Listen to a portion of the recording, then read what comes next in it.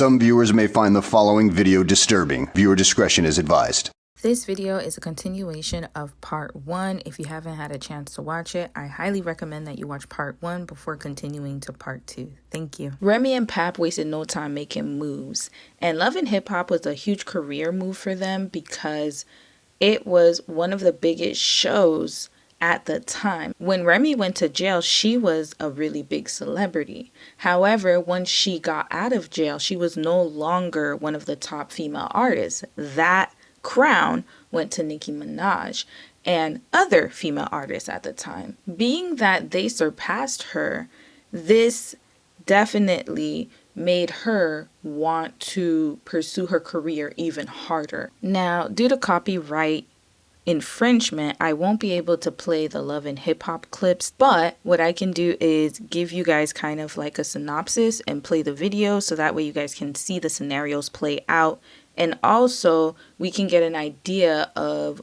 how Remy's post-prison life really went. There are currently 2 compilation videos online chronicling their entire journey on Love and Hip Hop. Let's begin with part 1. In the first scene, Remy and Pap were explaining their journey and how she is so excited to be back out and excited to focus on her career. However, there was an issue between her and her husband because remember I said that he became her manager while she was locked up. Remy began performing again and trying to book shows, and y'all know when you're a rapper, performances can last hours and usually they're late into the night. Remember, Remy just got out of prison and she was on papers, aka probation. So this means that she couldn't really stay out as late as she wanted to, which was going to affect her bag. Now, the issue is that her husband was also controlling what time she would go in and out of these performances because he was worried that she was going to get herself in the same type of situation that she was in before. So now let's get into this scene. Remy was explaining that during one of her performances, her man literally started signaling for her to get up out of there. Because he was like, look, it's getting late. You on papers. Get your behind home. And sis just wanted to be outside.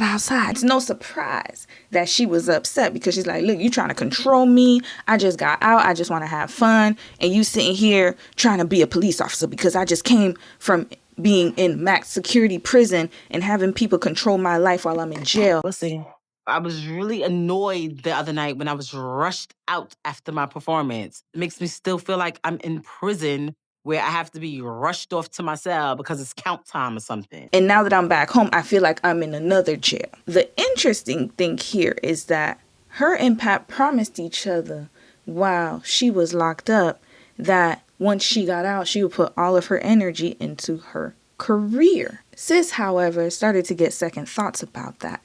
And she said that now that she's out, she actually just wants to rest and have a good time and not think so much about work. While I was away, me and Pap made a plan together that when I got out, that we would put all our energy into work. But now that I'm out, I want to breathe and just live a little. She feels that her man is controlling her too much and she doesn't want to be controlled. I just had a whole platoon of people telling me what to do, how to do it for 6 years, 4 months, and 5 days. I don't want to keep going by somebody's rigid plan. I don't want to live like that. Red flag. The reason that this is a red flag is because he is not prioritizing her health and happiness. He also isn't considering the fact that she needs time to adjust into society. This woman spent 6 years in prison. And he is expecting her to continue as if nothing happened. And I find that very concerning and selfish on his part. There was an article written by the Prison Policy Initiative, and it was titled Research Roundup: Incarceration Can Cause Lasting Damage to Mental Health.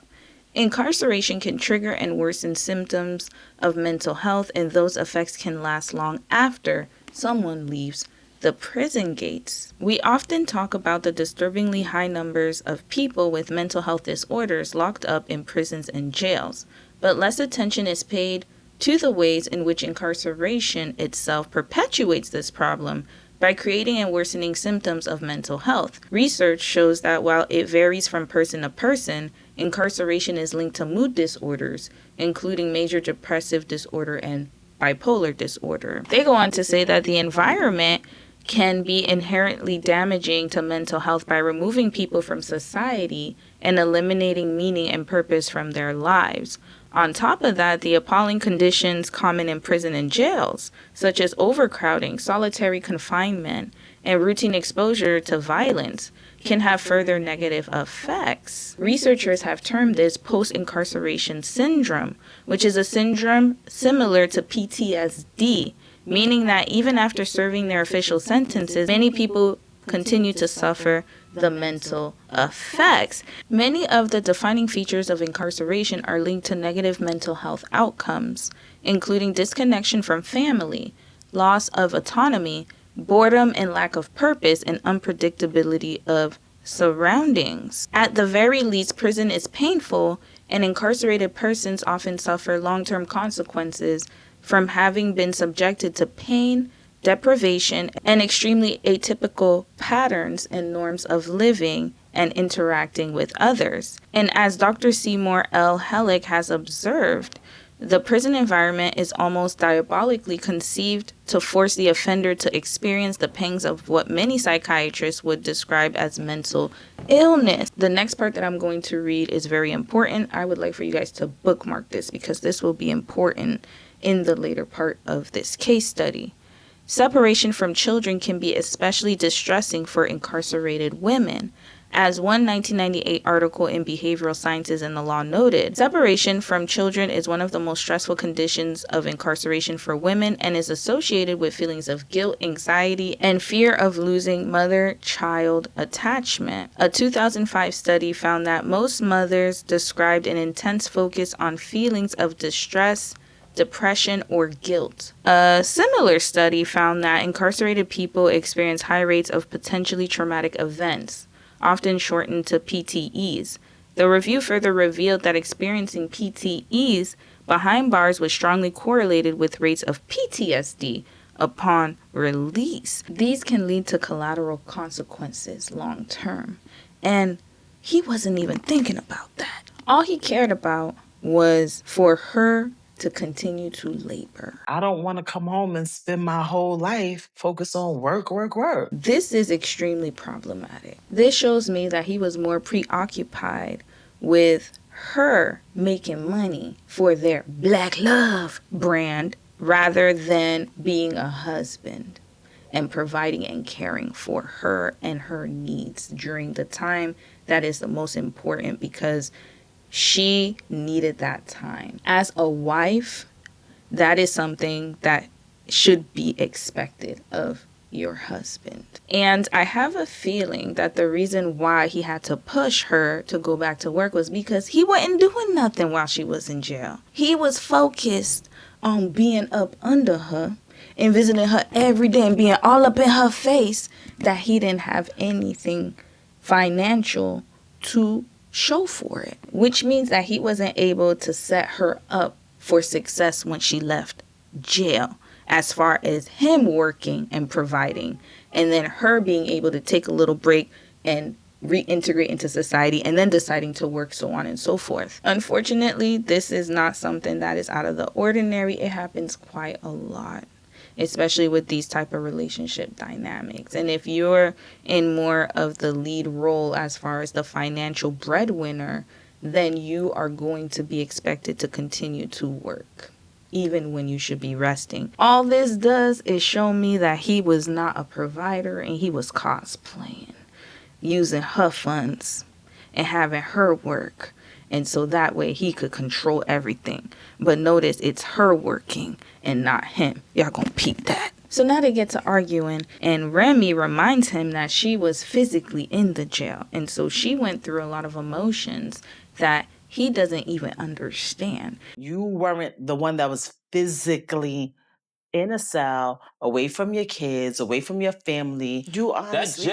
And although I did say that she didn't take a little bit of accountability with that whole situation that happened with her and this supposed friend of hers that led to her going to prison, the way that the jails are set up in the U.S., I wouldn't wish that on even my worst enemy. Prison in itself is extremely psychologically traumatizing. And he was not understanding that, because when she said that, he responded by saying, well, I was also traumatized by you not being here, and I couldn't even focus on the life that we had because I was so preoccupied and worried about you, and you don't think about how it affected us on the outside. That traumatizes families, not just the individual. But you honestly think incarcerate the person who was locked up. You living out here... Now, it's not about how I feel. It's not about that. It's a bigger picture. He felt that she didn't try to see where he was coming from and how her being incarcerated, it also traumatized him and the rest of their family. You know, they have kids and whatnot. He wasn't able to really be there for her like he wanted to be because he couldn't control that aspect of her life. Mentally, I was locked up too. Being forced to see my wife suffer every day, year after year, is a level of confinement by itself. I can see both sides in this argument, to be honest with you. I could see that they both weren't able to empathize with one another. They couldn't understand each other's point of view because it was still new to them and still fresh. Now, what I'm trying to figure out is why didn't they go to counseling? Because they needed that. I truly believe that being on a reality show did not help them at all. Now, in the next scene, we see Papoose take her out to lunch, and they're sitting at the table. He has a gift to offer her. One can only assume that it is a peace offering. And I'm thinking maybe, you know, it's a bag or something sentimental, and that they were gonna get back on track. This man talking about, okay, I understand that you no longer want to work, and I'm cool with that. I'm going to do my best as a husband to provide for you. And I was like, yes, that's right, Papoose, do that. That is right. Husband of the year. Let's go. You know, he had time to self-reflect, and I'm thinking that he's going to fall back and actually start being the one to work and provide and let her kind of take her time to rest. But no, he did not have that in mind. How about when sis opened up the gift? There was a baby doll and a card. Let's read what the card said. To my lovely wife. My gifts are usually materialistic, but this time it's a fantasy. Hopefully next year, this will be our reality. Remy made it clear that she doesn't just want to work. So in my eyes, this may be the perfect time for us to have some babies. Red flag. So you mean to tell me when your wife literally is telling you that she needs to rest and she needs to take care of her mental health, she wants to spend time doing the things that she missed out on for 6 years, and this man is in her face saying that it's a perfect time to have a baby since you want to rest, as if having a baby is a restful period. This man truly believes that being a stay-at-home mom is resting. So now that she does not want to do paid labor, he would rather her do unpaid labor. By the way, both scenarios, it's a lose-lose situation. He is not offering her a tangible benefit. These are all disadvantages for sis. There was an article written by Forbes magazine, and that was just last year, titled, How Valuable Are Stay-at-Home Parents? They do about $4,500 of unpaid labor per month, a new study says. The study of 80 major cities around the world analyzed the household and child care tasks taken on by the stay-at-home parents of 1 to 4 children and researched how much it would cost to outsource these tasks in each city. Of the 10 cities where stay-at-home parents of 2 were the most valuable, 4 were in the United States. Washington, D.C. was ranked number 7. It would cost about $4,400 per month to outsource the work of parents there. New York City, that's where they are, was number 8. It would cost $4,380. And Los Angeles came in at 9th at $4,250.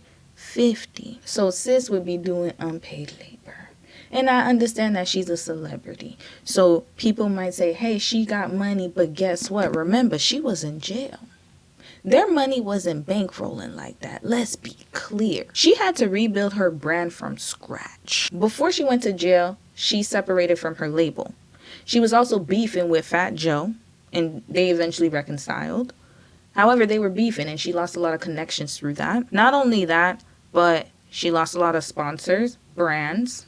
Her management left, and they were in debt. But during that time, I don't know what he was doing to hold them down. And it's very apparent that when she got released, she had to go back to work. If she has a baby, that's going to further derail her career. And that, to me, is the biggest red flag. I would like to add something. Marriage requires a lot of sacrifice. There are times where you have to put your partner's needs ahead of your own. Even if at the time it may not financially benefit you or benefit you in any way, there are a lot of times where you have to be selfless. Although Papoose maintains that he was selfless because he visited her while she was in jail, and he said that he took care of all of their affairs while she was locked up.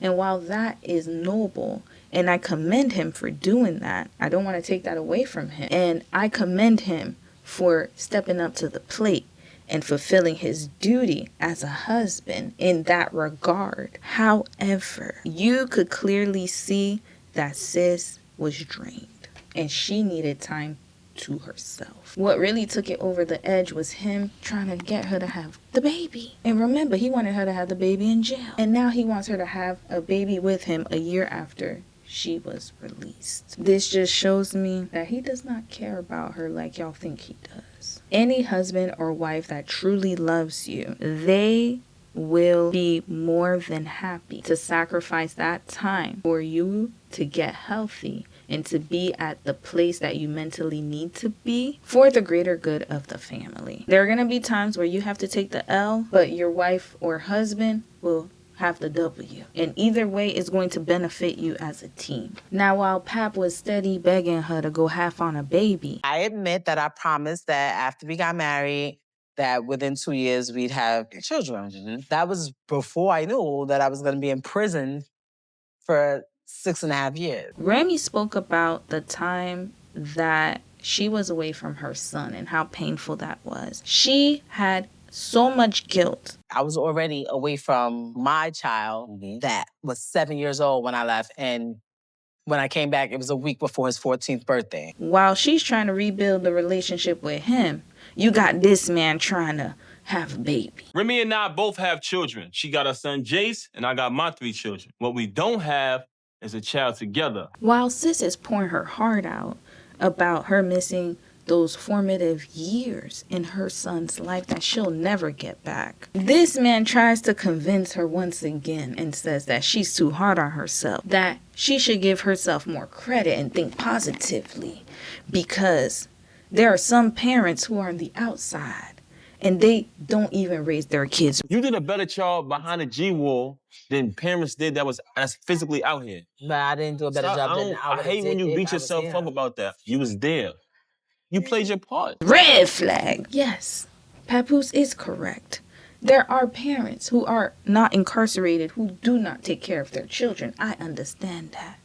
However, he's using this reasoning as a case for telling her that she's a good enough mom and she shouldn't care about the time that she was away from her son Jason because he ended up okay. He looks fine. You don't need to worry about him. What you need to worry about is this new baby. Again, the lack of care. Why do you feel like you wasn't there? It's not the same. I wasn't there. I don't like when you beat yourself up about that, though. Her son needs her, even if he's a teenager. He still needs her. And by the way, her having a newborn baby is going to take more time away from her and her son. And now that she wants to have this time back with him, he's steady trying to give her more things to put on her plate. Red flag! So now the conversation comes to an end. As a viewer, I anticipated that they would come to a resolution. But oh no, because this man is very persistent. Y'all remember when he was outside of DJ K-Slay's studio trying to get him to play the mixtape and how he spazzed out when his song wasn't played. I guess the conversation just made her feel pressured, and she made a deal with him. She said, okay, how about we have a wedding ceremony because they got married over a jailhouse call, and she felt like she was owed a big wedding. And after she has the wedding, then they can have a child. I make you a deal. Give me my wedding this year, and I give you a child next year. Sis is still a people pleaser. This shouldn't have even been a negotiation. Even though sis said, oh, I'm trying not to be one, I don't want to be one, while she was sitting up in jail, now that she's out, the pattern reappeared. She wants to please her husband. This is what I think sis was internalizing here. This man was writing for her while she was at her worst. And now she feels obligated, like she owes him to pay him back for what he has done for her. And instead of her expressing her needs, she decided to try to appease him. This just lets me know that she went against her intuition and her judgment just to please her husband. Let's continue to the next scene. Pap took her to a wedding venue because she wants to have her dream wedding, and he assured her that everything is financially covered for the wedding. Of course, because they're on Love and Hip Hop, y'all. Let's be real. They probably ended up paying for this whole wedding so they could have a wedding special, which they ended up doing. The next part is a green flag. Papoose decided to get down on one knee with a ring, and he said that he didn't get to do this the first go round because of the trial and things were just so hectic. But now that she's out, he wants to make sure that she has a very memorable wedding, and he's willing to go the extra mile. So he got down on one knee and asked her to officially marry him. We've been through a lot over the years, and we was never able to have a real wedding ceremony. So they had their little cute moment, and I would consider this a green flag. So we got our green flag here. You are the most amazing, beautiful, sexy, smart, intelligent woman I ever met in my life. Will you marry me again? Let's move on to the next scene. In the next scene, we see Pap and Rem have a sit down about her friendships. Pap did not like her friendship with this one cast member by the name of Ra Ali, and he wanted her to be more careful about the people that she surrounds herself with, because remember, she's on papers and he doesn't want her to go back to jail. Now, this is the part where my eyebrow raised a little bit, because she started saying, well, here you go again, trying to control me. I don't think that the situation warrants for me to stay away from her because she's one of my friends, and I don't think that she would put me in harm's way. And he said, you don't understand what it was like for me while you were away and locked up. I was so angry that I used to punch holes in the wall. Then I really understand, because I'm telling you, it was nothing. I'm gonna be honest with you, I used to punch holes in the walls. I used to punch the wall. I was so frustrated and aggravated that the person I love was in a situation and it was nothing I can do to take you out of it. Red flag. Sir, why are you sitting here punching holes in walls out of anger? I done told y'all that he is just as hot-headed as his wife. He has no type of emotional regulation. It shows that he goes into fits of rage. And that just shows me that if you have two people who are unable to control their anger, then you're gonna have explosive blowouts. These two appear to be a ticking time bomb. Neither of them can effectively communicate. This is a cause for concern. So let's bookmark this for later. Now, Remy and Pap eventually have their big ceremony, and it's beautiful. There were a lot of celebrities there, and they got to show the world that black love prevails. Things were finally headed in the right direction. Now, in the next scene, Remy takes her man out, and she has some news to share with him. She reveals that she would like to hire some additional help in the form of management and would like to give him a break to do other things. She felt like he wasn't really doing the job that he needed to do, and he had like 2,000 missed emails, and he wasn't really stepping up to the plate as a manager, and he practically was unqualified. That's what she said. So you firing me? No, I'm not firing No, you're not totally firing me. But you fired me. And she would rather hire someone else to manage her affairs, and she would like for him to just be her husband. Oh my gosh. I didn't fire my husband. I'm just kind of giving him a break to do other things and hiring someone to come in and take over his job. I want you to, be my husband. Look at this. It won't stop. Now, how did he respond to this? He said he wants to stick to the script. 2,479 unread emails. What's your point? I feel that with everything that's going on, somebody else should be handling it. It's a lot. I really feel like we should stick to the script. I truly believe that sis wanted to fire him, to be quite honest with you. But she kind of tried to let him down gently because he's her husband and she really truly cares about his feelings.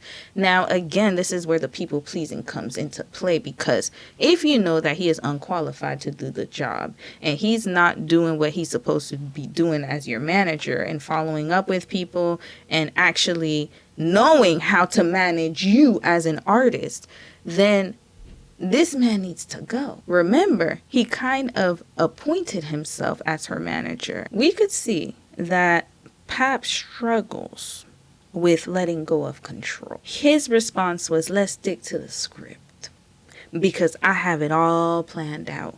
And all you need to do is follow what I say and we're going to be okay. You could see that he was starting to get a bit upset about it, and so she let it go. What I have observed is that the dynamic has drastically changed. Before sis was locked up, she seemed like she was more of the one in control of everything. But now after, he was more in control. He was the one who was managing the day-to-day. And so sis didn't really have control over that anymore. Let's move on to the next scene. They're having dinner to celebrate her performance at an award show to honor Missy Elliott. And she was kind of talking about how she was nervous, but she thinks that she did a great job and they were happy and in a celebratory and festive mood. Now this man popped up with another gift. One would think that this would be a congratulatory gift. However, one thing that we know about our brother Papoose is that he knows how to annoy somebody. So Remy reaches into the bag. She pulls out her gift. And it's a pregnancy test. He gave her this pregnancy test because he believed in his heart. He hit a home run the last time that they had intercourse. And he even spoke with his mother-in-law, aka Remy's mom. Him and Remy's mom were colluding and saying that her mood changed and they believed that she could be preggo. And so he wants her to take the test. I thought tonight was going to be the one night that he did not talk about any type of infants and toddlers, fetuses, nothing. But no, gotta love my husband. Now, sis said something very important. She said, I believe that you're plotting on me. I knew you've been secretly plotting and trying to get me pregnant on the low. Don't say Red flag. Sis, I'm glad you finally woke up. He's been plotting on you. He's been wanting to impregnate you from the beginning. That's his fantasy. I believe that in his mind, this is the ultimate connection that they could have, even though she expressed that she's not ready. Let's continue, y'all. I don't even need to go over this anymore. We could see that this man is delusional and he has a baby fetish. Sis is sitting here entertaining it, and this is why I'm just gonna move on to the next scene. Remy has a surprise up her sleeve because they like to give each other gifts, and while they're having their lunch, she gives him a box. He opens it and balloons come out. Congratulations, they are pregnant. Now this man's reaction was so hilarious. He literally jumped over the table to hug her. That's how excited he was. And they're both excited that she's pregnant. And she made a comment. She said, the baby is the greatest gift I could give this man. Even though now is not the right time, who can question God? This is how I know she's a true people pleaser. And she's also a rider. She wants to please him so bad and give him what he wants because that's the ultimate way that she can repay him, to give him his baby. Unfortunately, they ended up suffering a miscarriage and sis lost the baby. My heart goes out to sis. I promised him that if he gave me my wedding, that I would give him the child that he's been asking me for since almost the day he met me. And I can't do that. And as a woman, that's like probably one of the most hurtful things. You could tell that she really wanted to give him the baby of his dreams. It doesn't make sense. Everybody else's baby is fine. Everybody else is around us. Let's pray that they all, but everybody fine. Why not, baby? In the scene, you could clearly see that Sis was devastated. The doctor also tells me that I can't have any more pregnancies naturally. Sis finally realized that it would be harder for her to have a baby due to her age and also other medical conditions. Not fair. Down the line, we'll be able to have another child, one way or another. Even if we don't, look at me. We still got each other.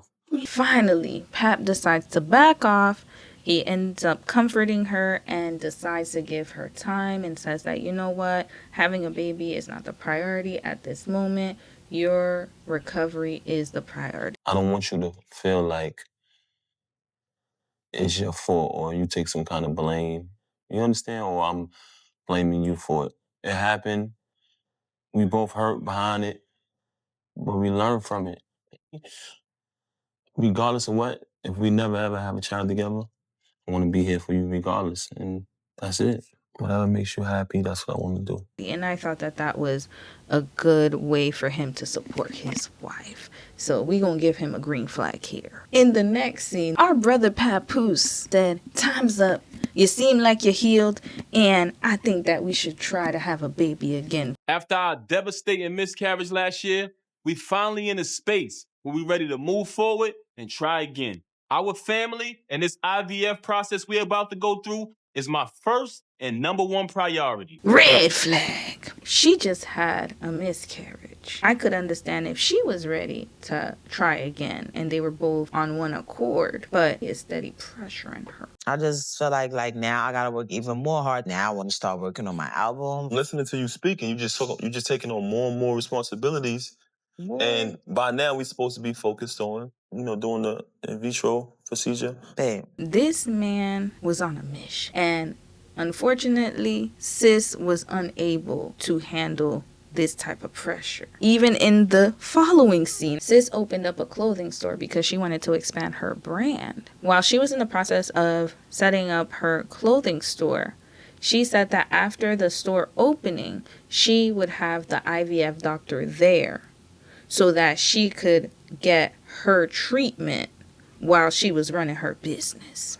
Because Sis had to do both. Try to please him and do what she really wanted to do. In her mind, how she wanted things to go is that she wanted to get the house first, then open up the store, launch her album, and then they can focus on the baby. While his whole agenda was to have the baby. I laid down the groundwork was being done. About making this baby now? I know the timing has to be right with this in vitro procedure, but it kind of feels like Remy's postponing it. It's my job to get Remy to honor her word so we can finally start our family. Notice that he has no work here. Like I told y'all, he's a kept man. I didn't hear him say, you know what, I want to pull out records too. I want to focus on my management career. Nope, he wants to have a baby. Not only that, but Sis said, I was talking to one of my homegirls, Juju, she's on the show, and Juju said, what if IVF doesn't work? Because IVF is a very extensive process, and it's not a guarantee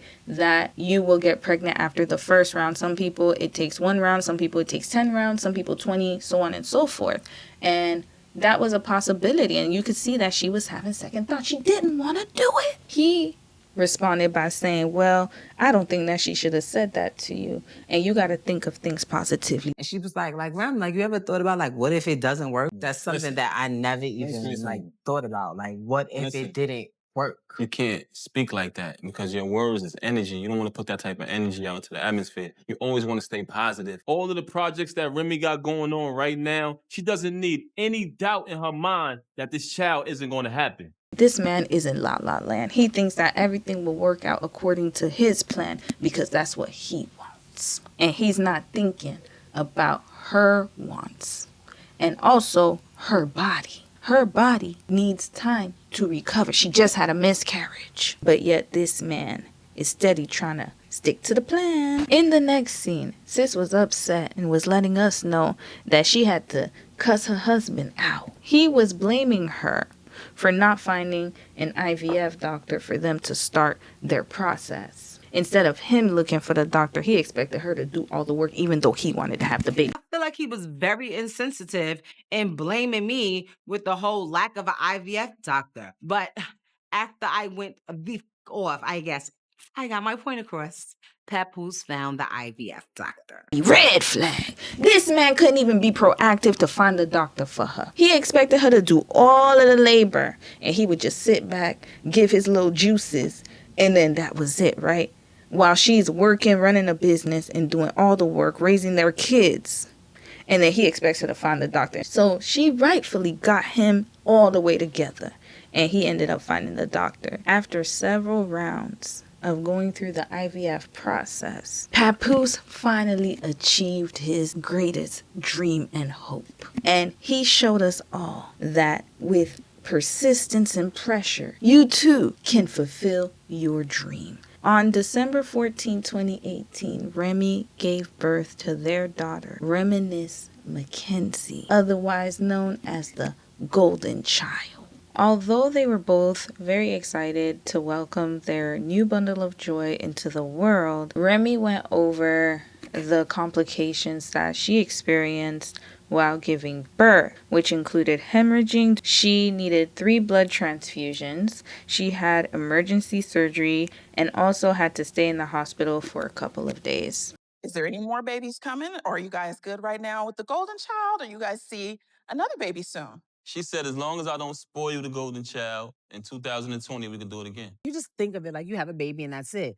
You don't really realize how many things can go wrong. He was actually scared doing that. I was hemorrhaging. I had to have 3 blood transfusions. Really? Oh my God. Yeah, I had to have 3 blood transfusions, emergency surgery, and I ended up staying in the hospital like an extra couple of days. So sis had a rough time. And if you couple that with her IVF process, she literally put her life at risk to give birth to his child. And you would think that this man would be grateful for the child that they were able to have in these circumstances, and to stop at just 1 child because she's extremely high risk. And let's see if he thinks they should try for baby number 2. It was a scary moment for me because it kind of reminded me of when she went away. And I was like, yo, nah, I don't want to lose you again. Let's put it on hold, having a child. But now that she's better and everything fine, I'm going to keep that promise. Red flag. You mean to tell me that your wife done went through all of that? All of that. Sis was in jail for 6 years. And when she was released, you had her work. Not only that, but you were pressuring her to have a child. She suffered a miscarriage. But then you had her try again through the IVF process, where sis had to go through a few rounds and inject herself every morning and make sure that she took her hormones. Like with the IVF procedure, it's a lot. You're taking a gazillion medications. It was for about 2 months. It was needles, 3 injections every day in your stomach. Then another 2 months, this giant needle in your butt. Like, it just is, it's a lot. And by the way, she had to force you to find the doctor because for some reason you didn't want to be proactive to do that, even though you wanted to have the baby. Then after she was able to successfully get pregnant, she experienced life-threatening complications during labor. And now you want her to have another child. That is very selfish. And it sounds like whenever he does something, it has to also benefit him. Another thing that was revealed is that our brother Papoose was the nanny. He's the one who stays at home with the kids. Now, are you guys going to get a nanny? I'm the nanny. Oh, okay. Some cast members. To each his own. Whatever works in people's marriage, then let it be. But I find it interesting that in all of the plans that he had for them, he's never working. He says he's going to stay home. He's going to, he's not going to be with me anymore. He's going to raise the baby. I'm going to get a nanny. Excuse me. This guy can't remember to take the garbage out. I'm getting a nanny, okay? That's a nanny, a total stranger. So now they've introduced their bundle of joy, the golden child. And Papoose, of course, was so in love with his daughter that he created a song using the baby's heartbeat, which I thought was very cute. The birth of their child was a bit difficult for the other children because they felt like this new child would be the center of attention. Also, the other children felt a bit left out. We both had kids when we were really young. So my son is 18, his son and one of his daughters is 18. The other one she'll be 22 soon. So they're all grown. So I pretty much call them the new kid and the old kids, like, And that they were no longer prioritized. The new kid and the like old kid. yeah, like they're the old kids. Like they gotta go. They're pretty much They gotta go. They're not even kids anymore. They're technically all Yeah, adults. they're grown. They're adulthood, not Yeah. children. There's nothing childlike. They're gonna be about our them. kids forever. So- In reality, though, to be honest with you, that's not really the case. The real reason and the real truth behind it is they're all a little jealous. When it comes to raising children, Remy and Pap have two different parenting styles. While Papoose is more of the one who just gives the kids whatever they want, Remy is more of a disciplinarian. With the golden child, I'm not missing 1 second. Right. You know, when you have kids when you're young, you're a kid yourself to a certain extent. Remy disagrees. Of course I disagree. I don't care. Like I feel like the kids nowadays, they don't have the same goals and values that I have. They feel entitled. Like we have 4 children right now and none of them have jobs. And it's spoiled. While they were filming Love and Hip Hop, they were offered the opportunity to star in their own television series titled Remy and Papoose Meet the Mackeys. Meet the Mackeys showed a glimpse of their lives and also their blended family. How do you feel about a new addition to the family? I'm super excited. But, Okay. you know, you said this baby gonna get every second. I did not get every second. When I was growing up, you were gone. You were like, oh, okay, call me, FaceTime. But when you needed me, I was there, right? No, when I needed gifts, you were there. When I was on the road working hard from city to city, state to state, different countries, I always still made sure I did everything I had to do for my children. I had to hop back in just to have you guys take note of the differences between the parents' recollection of a child's experience versus the child's actual experience. And one thing that bothered me about Papoose and Remy was that they were a bit dismissive of their children's experiences, and they kind of just explained it as, oh, it's just jealousy, they're spoiled. And I feel like it's deeper than that. I can tell when his daughter was explaining how he gave her material things, but he wasn't actually giving her the time that she needed growing up. And he kind of explained it as, well, you know, I had to be out, I had to be on tour, I had all of these things going on. He was young and he had his kids young, which I understand, and I can see that that would definitely cause issues as far as like you growing up with your child. However, I do think that this is something that parents should pay attention to. Now, you would think that having 2 reality shows and also the birth of their child would kind of solidify their stable era. However, that is not the case. One thing that we can expect from this couple is that they don't know how to control their anger. Even a baby couldn't calm sis down. Sis was back on her BS and was arrested in 2019 on charges of punching her Love and Hip Hop castmate. Brittany Taylor is a 24-year-old aspiring rapper with hundreds of thousands of social media followers who's a star on the reality show Love and Hip Hop New York.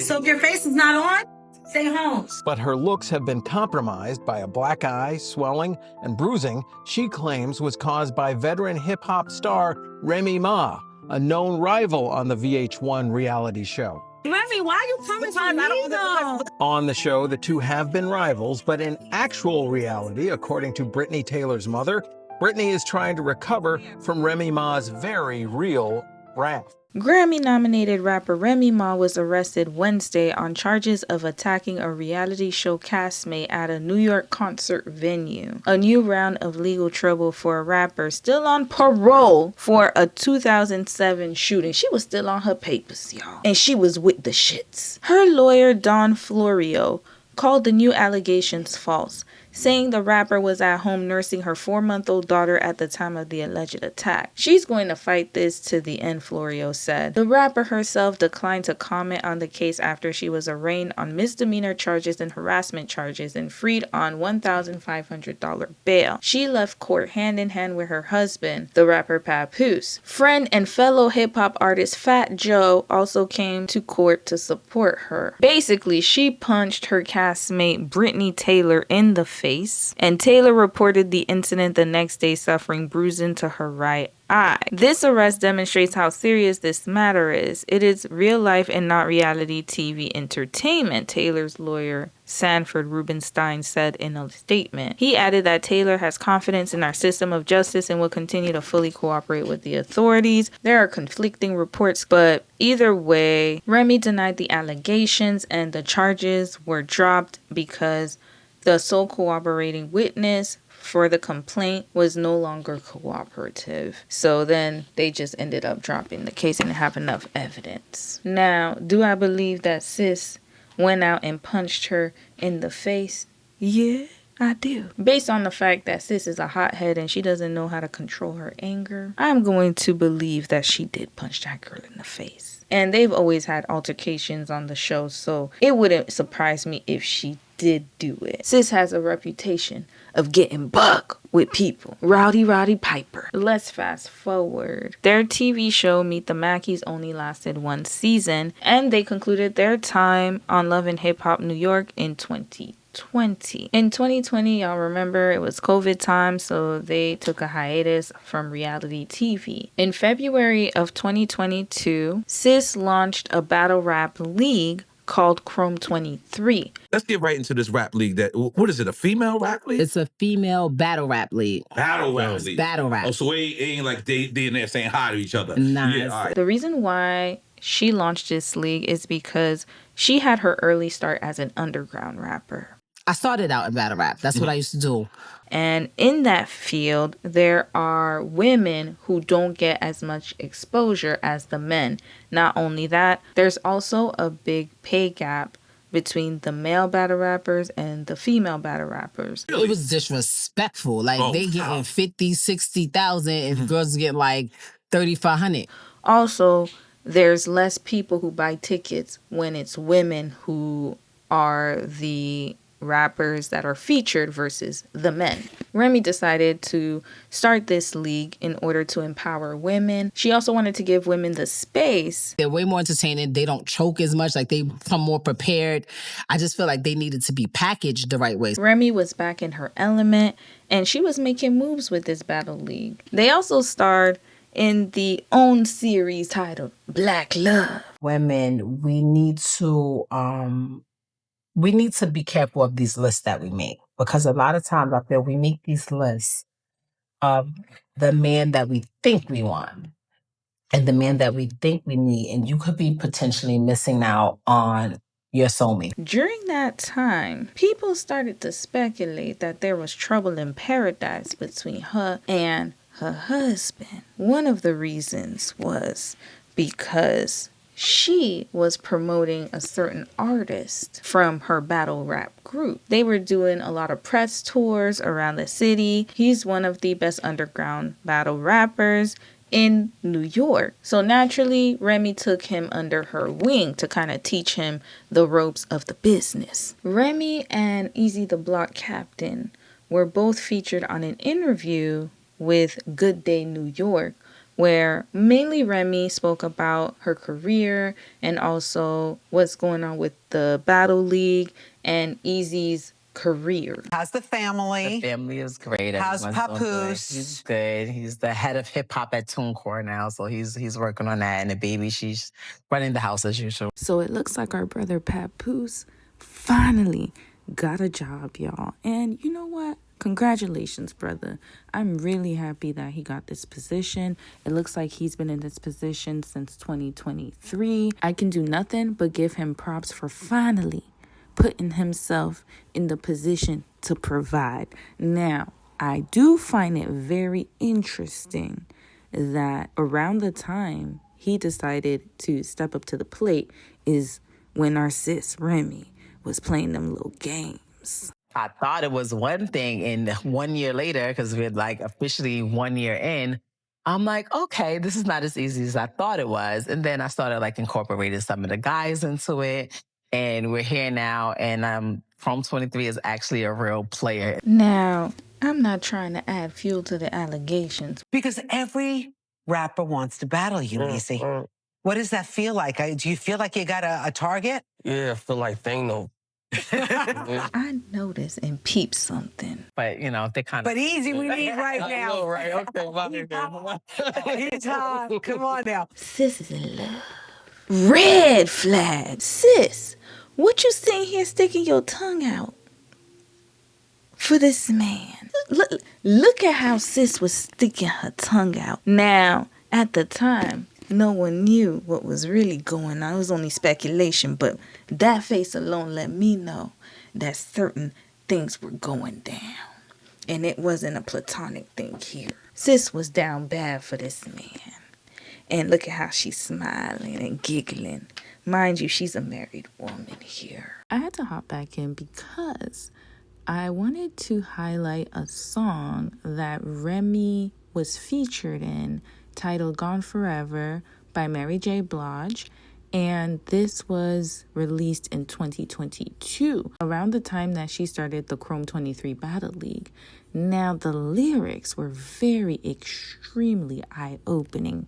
This is all speculation, by the way. However, it kind of gives us an indication, an idea as to what was really going on with her and Papoose during that time.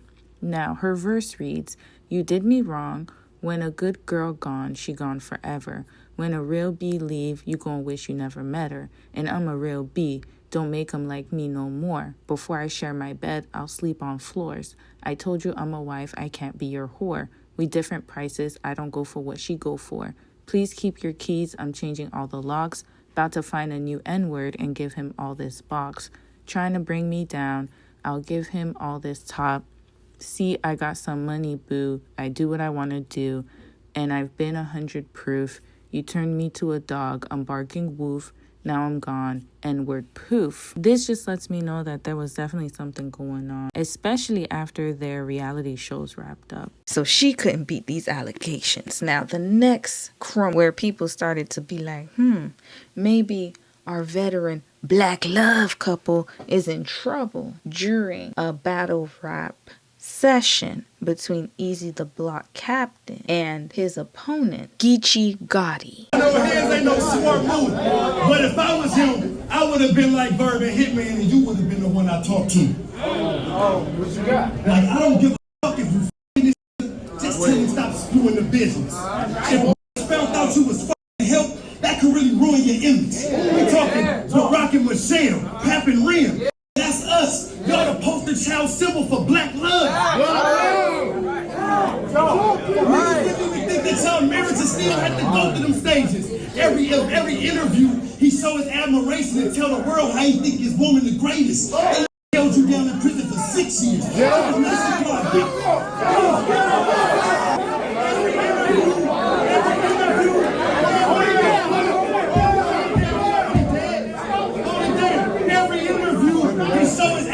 And tell the world how his woman the greatest. He held you down in prison for 6 years. I know it was nice, he cried big tears.